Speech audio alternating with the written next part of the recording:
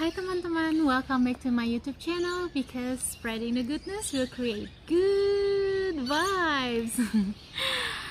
Hari ini saya akan memberikan kalian petunjuk atau panduan untuk mengisi Oasis Form, salah satu dari form yang perlu kalian isi untuk mendaftar Australia Award Scholarship. Buat kalian yang sekarang sedang mempersiapkan aplikasi Australia Award Scholarship-nya, silakan mengikuti panduan yang saya berikan di video berikut ini. Semoga bermanfaat ya. Selamat menonton.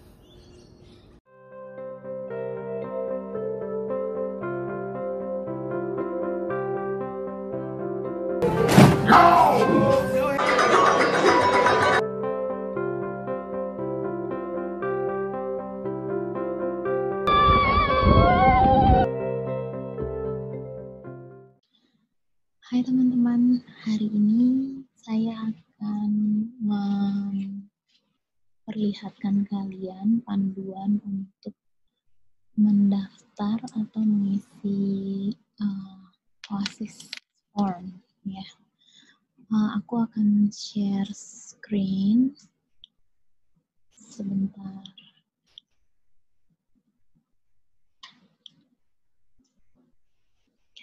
Jadi kita tulis dulu pertama-tama, ininya dipindahin dulu ya ke bawah. Oke. Jadi kita tulis dulu Australia Awards Indonesia. Nah, australiaawards.indonesia.org. Nah, masuk. Pilih di sini long term awards. Nah, kalau kalian mau tahu cara menjawabnya, semuanya bisa diikutin di how to apply di sini. Nanti ada policy handbook. Setiap pertanyaan nanti ada penjelasannya buat jawab. Terus nanti kalian kalau untuk mengisi Oasis masuk ke ini long term awards brochure. Jadi kalau mau tahu apa itu long term awards, terus apa itu beasiswa pendidikan jangka panjang S2 atau S3, untuk masuk ke Oasisnya kalian bisa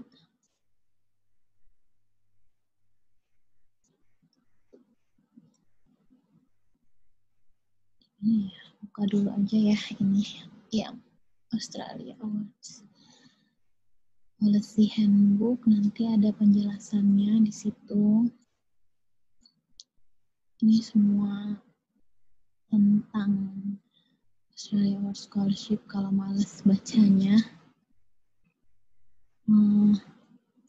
langsung aja ngelihat poinnya di mana. Oke. Ini penjelasannya aja sedikit tentang policy handbook. Untuk masuk ke Oasisnya, kalian buka website oasis.dfed.gov.au ya. Udah masuk, ini aku pinjam salah satu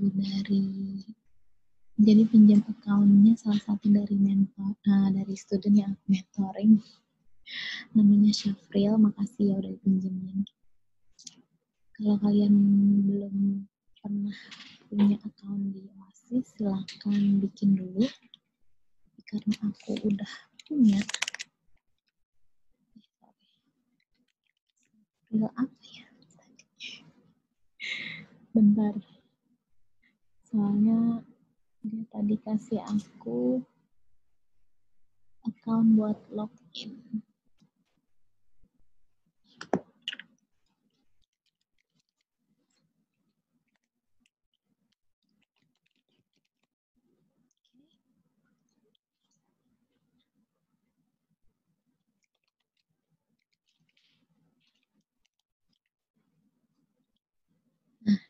udah masuk nih ke website Oasisnya. Nanti bentuknya bakalan kayak gini. Yang perlu kalian highlight adalah catat kodenya, kode Oasis kalian. Nanti bisa kalian track lagi. Kalau misalnya kalian juga sudah selesai mensubmit, kalian bisa mendownload supaya nanti bisa dipelajari lagi. Kalau kalian ternyata memang lulus untuk sampai ke sesi wawancara, nah kalian pelajarin deh tuh apa yang udah kalian tulis di sini gitu ya. Oke, langsung diketik, langsung diklik nomor ID-nya. Udah, terus masuk ke personal detail yang paling pertama. Nah, di sini teman-teman seperti biasa lah ya, data pribadi masing-masing, tulis Miss, Mrs, atau Mister, namanya siapa. Kalau given name, itu nama awal, nama kata pertama, nama kita. Family name, kata kedua, kalau namanya cuma dua, kayak saya Dewi Rini Anggraini, berarti family name-nya Anggraini. Terus kalau misalnya ada 3 kata, berarti nama terakhir jadi family name, given name, 2 kata yang pertama. Biasa ada tuh tanggal lahir, tempat lahir, gender, ethnic group, terus juga citizenship-nya, nomor KTP dan lain-lain. Ini pribadi ya, enggak yang hanya contoh, jangan dipakai buat macam-macam ya teman-teman. Terus selanjutnya ke yang bagian kedua, kalian tulis alamatnya di sini. Alamat yang digunain, alamat pos kayak biasa yang sesuai bisa sesuai KTP, bisa sesuai dengan alamat pos rumah kalian. Terus kalau misalnya memang mailing address atau untuk pengiriman gitu ke rumah, alamat posnya sama, ya diklik aja gitu di sini. Jangan lupa klik next. Setiap selesai nulis langsung next. Selanjutnya tahap ketiga adalah spouse details. Buat teman-teman yang udah menikah, ditulis nama istri, nama suaminya di sini, gendernya, nomor pasportnya, keluarga negaraan apa. Kalau belum punya, yang masih pada jomblo, not applicable ya. Masuk ke selanjutnya data anak-anak. Kalau data anak itu kalian bisa isi di sini.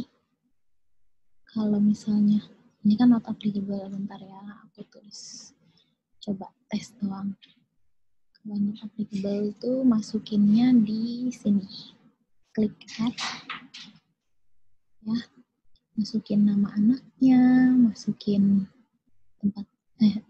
tanggal lahirnya, gendernya, pasportnya, citizenship-nya, terus juga apakah mereka bakal dibawa ke Australia atau enggak. Ini akan digunakan sama tim AAI buat mereka mengurus visa anak-anak dan keluarga kalian. Jangan lupa klik save. Karena aku enggak nulis apa-apa, jadi aku tulis cancel. Balik lagi, ini kan punyanya Sapril ya, jadi aku taruh nomor di bawah. Kemudian emergency contact. Di sini tulis siapapun yang menurut kalian bakalan jadi emergency contact. Ini kan punyanya Sapril ya, jadi ya udah gitu. Ini my biological father, nggak usah tulis aja father gitu. Terus kontak detailnya sama alamatnya.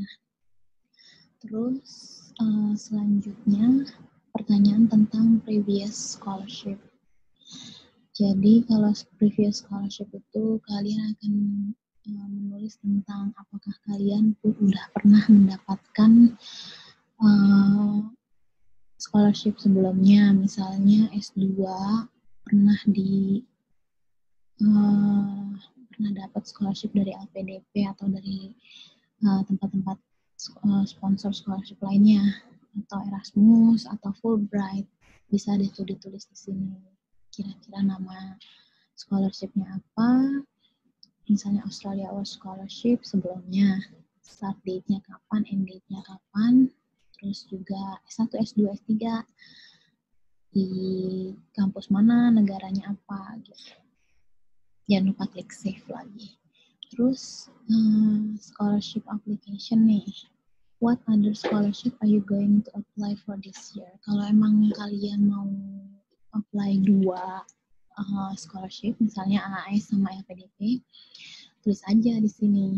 I will apply an LPDP scholarship and Australia Awards scholarship this year gitu. Bisa jelasin juga kenapa. Terserah kamu mau nulisnya apa. Pokoknya di sini kira-kira 500 kata. Jangan lupa tuh ada jumlah kata yang diperbolehkan untuk menjawab satu pertanyaan. Di sini kan have you previously apply for DFED scholarship atau AS gitu ya, unsuccessful. Tulis aja iya atau tidak gitu. Terus klik next, jangan lupa. Nah, di sini propose study programnya. Jadi propose study programnya itu ada 2 pilihan. Preferences itu jadi pilihan ya, pilihan pertama dan pilihan kedua kalian. Kalau misalnya let's say ini belum ada ya. Kita klik aja dulu.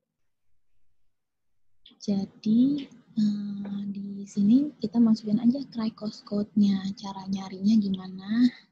Pilih di sini, masuk kalian ke Cricos. cricos.education.gov.au. Ini website resmi dari pemerintah Australia dan semua institusi pendidikan yang mempunyai izin atau berada di bawah pemerintah Australia akan punya Cricos code. Cara nyarinya mudah, klik course search. Terus kalian maunya di mana? Misalnya Melbourne, Victoria berarti. Course name-nya, let's say Master of International Relations. Type course-nya Master. Ya. Coursework apa research. Kalau extended kayaknya nggak ada pilihannya di AS ya. Oke, terus start searching. Nah, ini ada nih Master of International Relations di beberapa kampus. Nah, salah satunya ada Deakin yang sekarang aku belajar. Nah, ini ada penjelasannya, course detailnya, berapa jumlah tuitionnya atau biaya pendidikannya, terus juga course location-nya gitu. Terus ada website bikinnya juga. Nah, jangan lupa ini Cricos code. Kalau Cricos code ini yang di sini kan 1 2 3 6 digit, berarti ini punyanya kampus, bukan Cricos code untuk jurusan. Yang kalian cari adalah Cricos code untuk jurusan. Nah, sementara yang ini adalah kontaknya. Jadi kalau kalian mau nanya, klik deh email ke Claire. Nah, yang kita mau adalah Cricos code jurusan yang ada 7 digit. Kita copy aja langsung masuk ke sini. Dan klik loop-nya, gambar kaca pembesar. Langsung terisi sendiri ya. Jadi Master of International Relations, coursework. Cari yang 2 tahun. Jadi kalau misalnya kalian pengen lebih maksimal ya 2 tahun di sini. Terus institusinya diisi Deakin University, terus minimal IELTS-nya berapa. Mesti dicek dulu ke website-nya Deakin. Coba kita klik di di institutional, ada nggak di sini tadi nilai bahasa Inggrisnya. Nah, research yang aku bilang untuk pencarian jurusan itu mesti research sendiri. Ya, kayak gini nih bentuk researchnya. Jadi, kalian mesti siapin waktu. Jadi nih, kan udah kebuka ya institution website-nya. Lalu kalian klik di sini, Master of International Relations.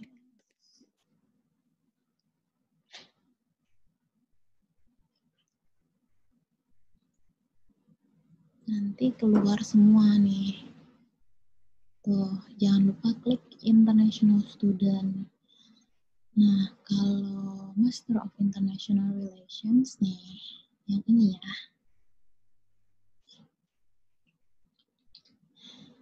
Jadi 1 tahun IELTS-nya 6,5 with no band 6 gitu. Terus juga ada berapa unit, total unitnya 8. Terus juga core unit, yaitu unit yang harus kalian ambil atau pelajari nanti pas kalian sudah menjadi murid di sini. Terus ada optional atau elective. Nah, electivenya ini bisa kalian ambil macam-macam bedanya.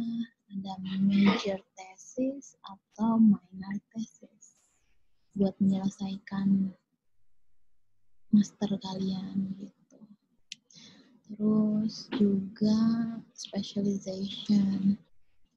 Nah, ini tuh ada cross jurusan kalau di Dikin, nggak tahu ya, beda-beda jurusan, beda-beda kampus itu beda-beda kebijakan. Jadi kalau misalnya di Master of International Relations, jurusan yang aku ambil tuh sekarang ada pilihan untuk belajar cross jurusan. Nah, ini tuh kita bisa belajar tentang diplomasi, juga bisa. Ini course elective itu pilihannya. Bisa belajar yang lain-lainnya seperti terorisme atau bisa ikut internship gitu.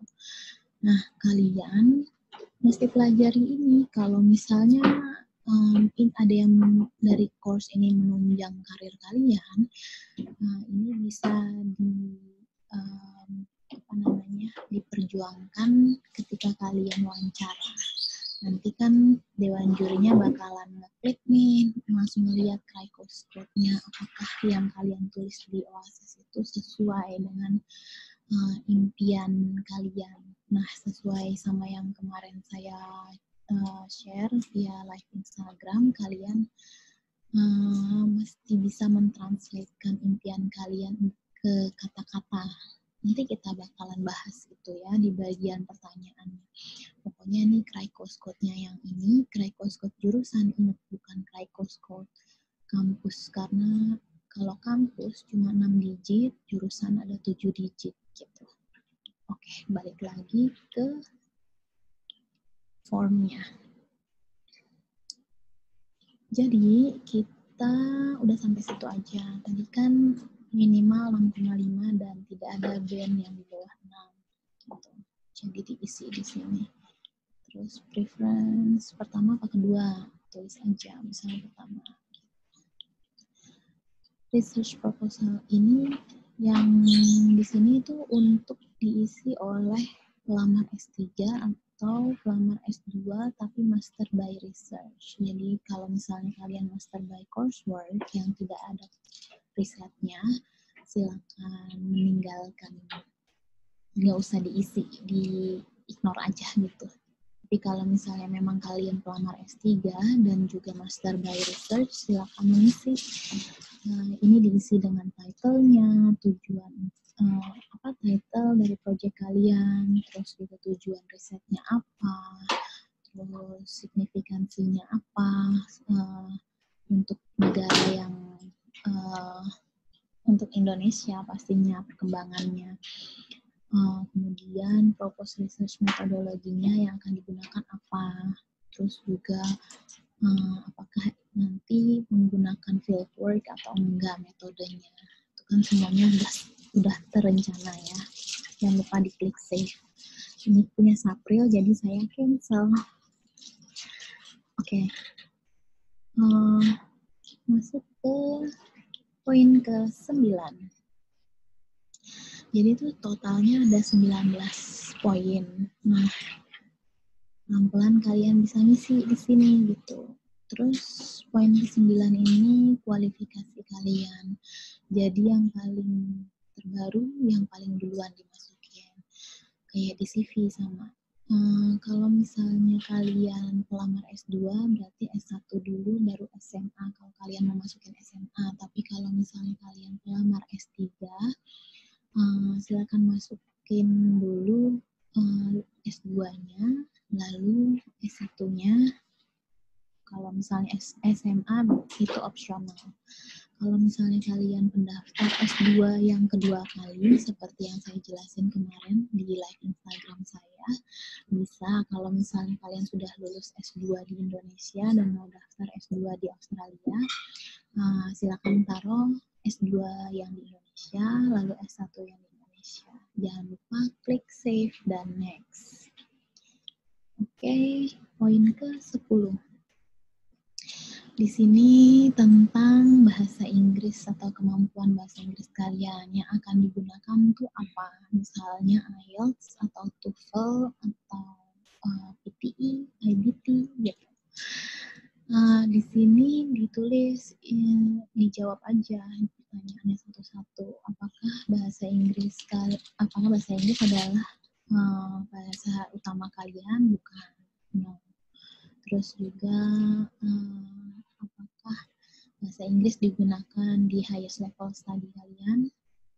Kalau misalnya memang kalian lulusan dari kampus luar negeri yang menggunakan bahasa Inggris sebagai bahasa utama, silakan tulis yes. Tapi kalau misalnya bilingual atau tidak campur-campur atau hanya short course, menurutku tulis aja no di sini. Terus jangan lupa kalau kamu bilang yes, kamu kasih documentary evidence. Misalnya kamu punya ijazah sekolah, kayak misalnya aku lulusan Dikin nih nanti, nah bisa tulis yes gitu. Terus kasih deh ijazah di Dikin gitu. Terus dicek di sini kamu pakai IELTS, TOEFL atau PTE. Jangan lupa tanggal pengambilan tanggal ujian, terus juga nilainya masing-masing, overall-nya berapa, writing, reading, speaking, listening. Klik next, jangan lupa. Terus di poin 11 kita masuk ke computer literasi. Nah, di sini dipertanyakan apakah kamu bisa menggunakan komputer. Terus apakah kamu menggunakan komputer tuh sehari-hari, seminggu, mingguan, atau bulanan, atau hanya occasionally gitu. Terus tinggal diklik apa aja skill yang kalian bisa. Next. Terus di sini computer training, kalau kalian udah pernah ikut computer training, kalian bisa diisi di sini. Kalau nggak ada, nggak usah diisi. Misalnya kalian pernah ikut Microsoft, pernah adain workshop atau pelatihan, dan kalian punya ijazah atau sertifikatnya, silakan tulis namanya, kapan tanggalnya, gitu. Terus jangan lupa save dan klik next. Oke, masuk ke poin 13. Di poin 13, kita ditanya soal kerjaan kita saat ini. Jadi kita tuh kerjanya apa? Tulis title-nya atau posisinya kalian. Misalnya kalian misalnya program manager atau HRD dan lain-lain. Organization name-nya jangan lupa ditulis di situ ke tempat kerjanya. terus alamatnya di mana kantornya, kapan kalian masuk, dan juga apakah ini termasuk lembaga pemerintahan, lembaga non-government organization, atau lembaga private. Nah, jangan lupa ditulis responsibility-nya. Kalau kalian udah pernah melihat CV yang saya sebarkan di grup Telegram dan WhatsApp, poin-poinnya bisa seperti itu. Misalnya bertanggung jawab dalam laporan, proposal, terus juga bertanggung jawab akan running mengimplementasi program di lapangan kayak gitu, bisa tulis. Terus apakah kamu berharap untuk kembali nanti di organisasi ini lagi setelah kalian udah lulus dari sekolah? Ditulis di situ juga, dan juga planning setelah lulus sekolah tuh apa? Kalau misalnya iya dan tidak, jelaskan. Jangan lupa klik next. So far kayaknya nggak terlalu sulit ya pertanyaannya. Tapi yang ini poinnya akan mempengaruhi nilai aplikasi kalian, karena apakah nanti jurusannya itu mengembangkan karir kalian atau enggak, itu akan menjadi pertimbangan dari dewan jurinya. Kita lanjut ke poin 14. Jadi di poin 14, kalian akan ditanyakan previous employment atau dulu kerjanya di mana gitu. Kalian bisa tulis tuh kayak tadi, posisinya apa, tanggal mulainya, tanggal selesai kerja di kantor itu, organisasinya, kantornya namanya apa, alamatnya di mana, tanggung jawab kalian di kantor itu, dan jangan lupa klik save dan next gitu. Nah, kita udah mulai masuk ke bagian inti dari aplikasi OASIS. Di sini udah, ini nggak usah diikutin ya jawabannya Safril. Belum tentu juga bisa sama yang kalian punya. Jadi aku menggunakan pertanyaannya aja. Dan kalau kalian nyontek juga nggak boleh, karena nanti sama jawabannya gitu. Pertanyaannya di sini adalah, why did you choose your proposed course and institution? Jadi kalau misalnya kalian sudah milih kan di jurusannya tadi ada 2 preference-nya, ini dijelaskan kenapa kalian mengambil jurusan tersebut. Kalian bisa jelaskan, sesuaikan dengan kata-kata yang diminta, misalnya 500, 1000, hati-hati dalam penggunaan kata-katanya. Kalau orang Indonesia itu kan lebih senang untuk ngomong ke sana sini baru menjawab pertanyaan. Sekarang yuk kita berubah cara pandang dan pola pikir kita, bahwa jika ada pertanyaan, jawab pertanyaannya dulu, baru keterangan tambahan dituliskan di situ. Misalnya di sini tulisannya, why did you choose your proposed course and your institution? Misalnya aku milih Master of International Relations. Ya aku bilang karena jurusan yang saya pilih menunjang karir saya, sehingga saya bisa belajar tentang pembuatan policy dan bisa mempengaruhi pembuatan policy di Indonesia ketika saya kembali, serta dalam pembuatan program-program di kantor saya, nanti saya bisa mempengaruhi cara pandang Australia yang mengedepankan gender dan juga nilai-nilai gender dan juga nilai-nilai multikultural. Jadi yang tadi kalian baca di jurusan bisa kalian aplikasikan di jawaban pertanyaan yang ada di sini. Jadi kalau misalnya memang kalian ada elektifnya di situ, tulisannya misalnya public relations, mempromosi dan kerjasama gitu, misalnya ya. Nanti kalian bisa tulis di situ karena jurusan ini di kampus ini memberikan saya kesempatan untuk belajar tentang elektif yang ini, skill misalnya bekerja sama atau mempromosikan gitu. Jadi bisa menambah wawasan saya sehingga nanti ketika saya kembali ke Indonesia setelah studi selesai bisa menambah nilai atau namanya meningkatkan kualitas dari program yang saya buat di kantor. Gitu. How will the proposed study contribute to your career? Nah, itu tadi udah aku jelasin kan. Jadi dipisahin aja pertanyaannya antara yang elective misalnya atau jurusannya atau karena ada supervisor saya di sana yang sudah saya buat korespondensinya dan saya akan melampirkan bukti korespondensi saya di dalam dokumen lampiran gitu. Pokoknya kalian jangan lupa tuh menganalisa dulu gitu. Kayak gimana sih jurusan yang kalian mau ambil dari pilihan yang pertama sampai pilihan kedua. Dan pertanyaan selanjutnya, how have you contributed to solve a challenge and to implementing change or reform? Nah, di sini tuh pertanyaan ini bermaksud untuk menanyakan kalian itu kontribusinya apa nanti dan perubahan apa yang akan kalian bawa ke Indonesia setelah studi gitu. Ditulisnya kan di sini be specific.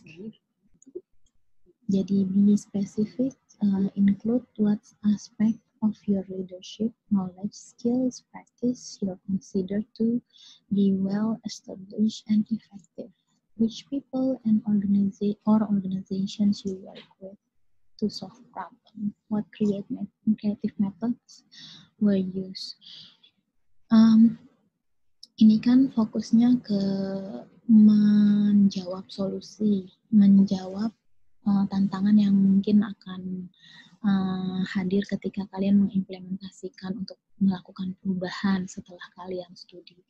Nah, katanya di sini pertanyaannya diminta kalian harus spesifik menjelaskan case by case dengan penggunaan kepemimpinan dan pengetahuan juga kemampuan-kemampuan atau praktis yang kalian punya dan organisasi yang kalian pernah kerja dan juga untuk bertujuan untuk mencari solusi dari sebuah masalah gitu. Jadi teman-teman pertanyaan ini aku kasih contoh jawabannya ya.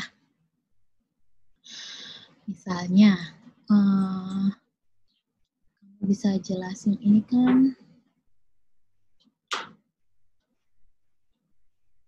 berarti ini udah pernah ya, udah lewat.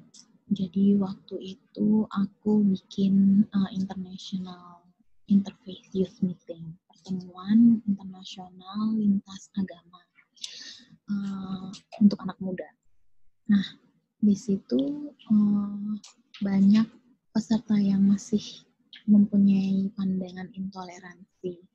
Jadi aku tulis bahwa aku berusaha untuk mencari solusi dari masalah ini dengan bekerja sama dengan teman-teman di satu kantor untuk lebih mengedukasi mereka tentang apa itu toleransi, juga mengajak mereka untuk aktif dan bertanya ketika sedang mengunjungi tempat-tempat ibadah yang dari agama berbeda sehingga mereka bisa tanya langsung sama pemimpin agamanya. Nah, di sini aku ketika jawab itu dalam satu paket itu aku udah menjelaskan bahwa aku tuh punya kepemimpinan, juga punya manajerial atau organizational skill yang bisa aku pakai dan sudah diaplikasikan. Itu adalah bentuk wujud dari contoh yang sudah aku lewati dan berarti skill itu sudah ada di aku dan dewan juri bisa melihat bahwa aku tuh capable dalam menghadapi masalah yang kemudian nantinya selesai aku sekolah mungkin akan terjadi. Terus pertanyaan selanjutnya, pokoknya yang pertanyaan ini tuh teman-teman hati-hati sama kata-katanya dan juga contohnya itu yang benar-benar specifically bagus. Kalau misalnya kalian mau nanya pendapat aku untuk pertanyaan ini yang udah kalian jawab, kalian boleh deh nanti aku bantu melihat apakah relevan atau enggak contohnya. Tapi lagi-lagi karena aku sekarang kan lagi menulis penelitian ya, jadi aku juga harus konsentrasi sama belajarku untuk menyelesaikan studi di Deakin University di Melbourne. Jadi dengan komitmen aku membantu teman-teman mentoring, mudah-mudahan ketika aku kosong waktunya aku bisa bantu kalian. Oke, pertanyaan lanjutnya adalah silakan kasih 3 contoh praktikal bagaimana kamu mau menggunakan pengetahuan, ilmu pengetahuan, kemampuan, koneksi yang akan kamu dapatkan dari scholarship ini. Terus juga ini bisa lebih personal dan bisa juga profesional. Terus dibuat list kira-kira apa aja yang akan menjadi kesulitan untuk kamu mencapai ini. Jadi aku bakalan menjelaskan tentang 3 contoh bagaimana ilmu ini aku gunakan, seperti yang sudah aku sharing di sesi-sesi sebelumnya. Aku jelaskan bahwa ilmu ini akan aku gunakan untuk membangun Indonesia dalam hal membuat perdamaian. Karena spesifikasi pekerjaan aku sekarang konsentrasinya dalam proyek penanggulangan terorisme, maka aku mau belajar tentang bagaimana pembuatan policy atau kebijakan supaya bisa memberikan manfaat atau keuntungan untuk orang yang lebih banyak, dan bagaimana kebijakan itu diciptakan dan diaplikasikan ke masyarakat. Lalu aku kasih contoh 3 constraint atau kesulitannya yang untuk aku aplikasikan. Misalnya contohnya belum tentu kebijakan yang diambil oleh pemerintah Australia itu bisa diaplikasikan di Indonesia, karena lokal kultur yang ada di Indonesia itu sangat berbeda di Australia. Juga pemerintahannya sendiri, Indonesia yang republik, pemerintah desentralisasi langsung ke pemerintah daerah. Kalau di sini kan federal government, state government, local government, terus baru ke council ya, ibaratnya kayak kecamatan gitu. Jadi beda banget gitu. Jadi aku bakal bilang itu salah satu constraint. Terus juga untuk menjawab kesulitan ini bisa kalian perkirakan, dan juga lagi-lagi kalian bisa meneliti dulu apa saja yang kira-kira akan sudah diaplikasikan di Australia, dan based on evidence itu akan jauh lebih baik dan berkualitas jawabannya ketika kalian mengacu pada reference gitu. Maksudnya situasi yang terkini. Jangan ambil yang 20 tahun yang lalu, 10 tahun yang lalu gitu. Kalau di akademisi itu yang lebih baik adalah paling banyak 5 tahun. Terus please indicate one development theme most relevant to your application. Kalian pilih, misalnya kalian gender equality, atau masuknya nih ke bagian bidang apa gitu. Terus pertanyaannya, apakah saat ini punya koneksi atau hubungan dengan staff yang bekerja di DFAT, atau yang di DFAT yang sedang posting, atau yang sedang managing contractors. Kalau iya, kasih tahu siapa. Kalau enggak, ya udah. Kalau iya nanti kayaknya gimana sih? Oh iya benar pertanyaannya itu kan. Gitu. Karena kalau nggak salah waktu itu aku bilang iya deh. Soalnya aku kerja bareng sama kedutaan besar Australia tuh banyak project gitu. Jadi aku tulis di situ iya. Terus dijawab aja ini apakah kamu saat ini punya legal status gitu, misalnya pernah jadi narapidana atau residivis gitu, ditulis di situ. Terus apakah kamu pernah di penjara atau melakukan criminal offenses di negara lain, kemudian apakah kamu itu consider disability atau disable. Jangan lupa klik next, masuk ke professional membership. Teman-teman di poin yang supporting statement ini penting banget ya, karena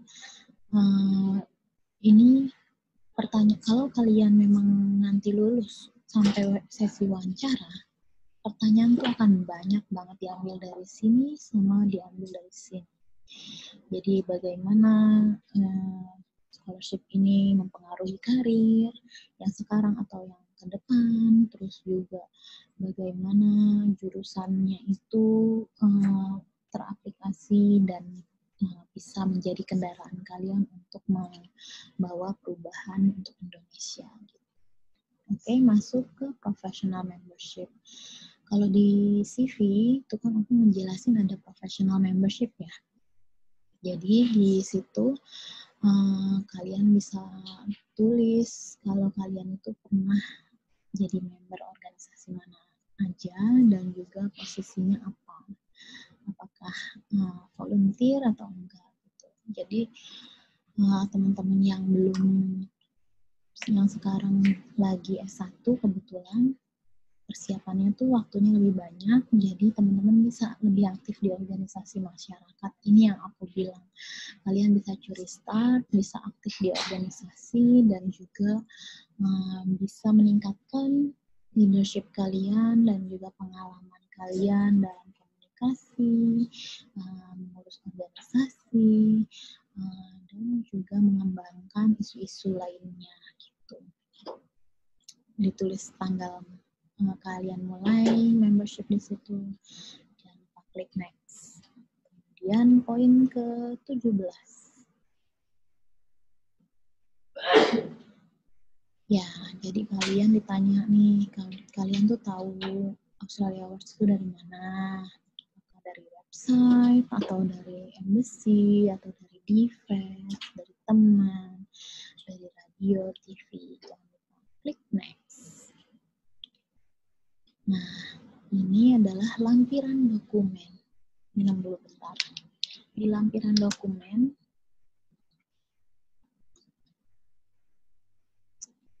kalian yang paling wajib itu diminta untuk memasukkan akta lahir, paspor, KTP,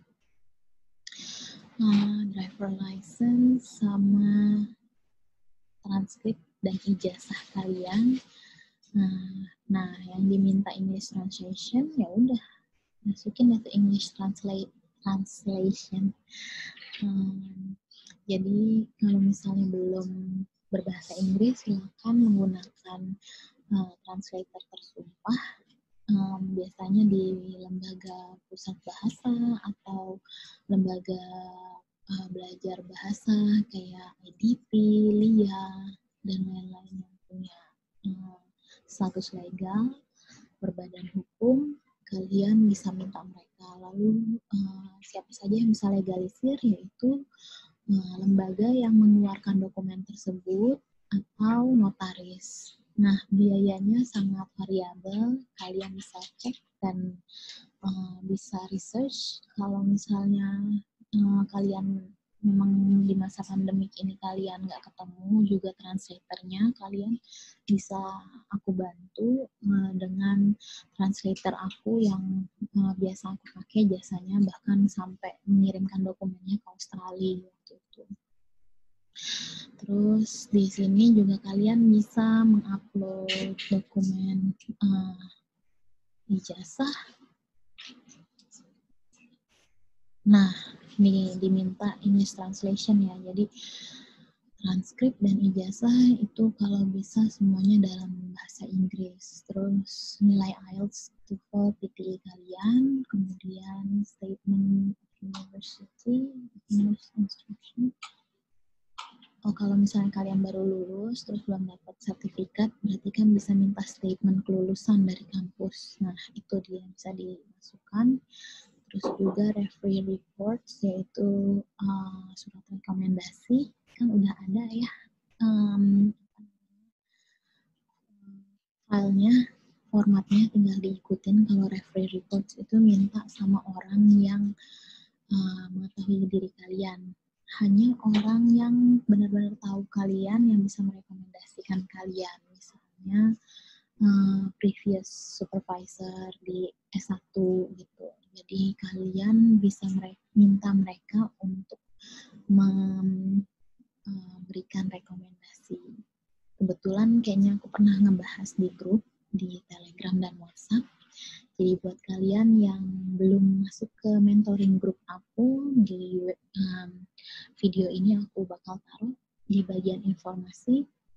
Kalian tinggal klik aja link untuk masuk ke Telegram aku. Gitu. Terus, apakah kalian sudah mempunyai publikasi? Kalau ini kayaknya khusus untuk research applicants only, berarti master by research atau untuk PhD gitu. Terus CV jangan lupa dimasukin berbahasa Inggris, dan juga dokumen-dokumen lainnya yang specify in the country profile, yang